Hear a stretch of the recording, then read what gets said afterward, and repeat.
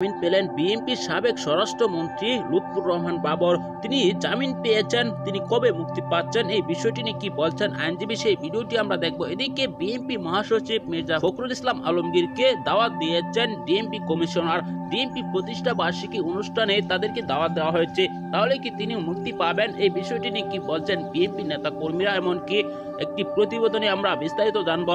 খুবই গুরুত্বপূর্ণ ভিডিওটি, তাই না টেনে পুরো ভিডিওটি দেখবেন। চ্যানেলে নতুন হলে সাবস্ক্রাইব করে রাখবেন পরবর্তী আপডেট পাওয়ার জন্য। ভিডিওতে একটি নাম আলমগীরকে সহ আরো অনেক নেতা কর্মীকে দাওয়াত দিয়েছেন ডিএমপি কমিশনার। ডিএমপি প্রতিষ্ঠা বার্ষিকী অনুষ্ঠানে তাদেরকে দাওয়াত দেওয়া হয়েছে। আপনারা জানেন যে 28 অক্টোবরের পর থেকে বিএনপি সিনিয়র নেতা কর্মীরা গ্রেপ্তার হয়েছেন।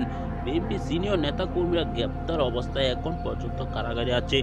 তাদেরকে কেন দাওয়াত দিয়েছে, এমনকি তারা এই দাওয়াতে কিভাবে অংশগ্রহণ করবে, এমনকি ডিএমপি কমিশনারের চিঠি গ্রহণ করেছেন, তাহলে কবে তারা মুক্তি পাবেন এই বিষয়টি নিয়ে এখন পর্যন্ত কিন্তু স্পষ্টভাবে কোনো বার্তা দেওয়া হচ্ছে না।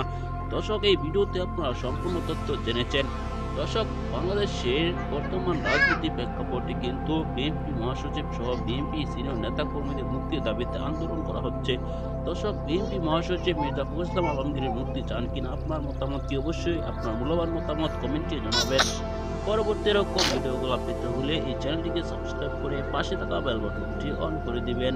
ভিডিও দেখে লাইক দিয়ে শেয়ার করে দিবেন, অন্যদেরকে দেখার সুযোগ করে দিবেন। আসসালামু আলাইকুম।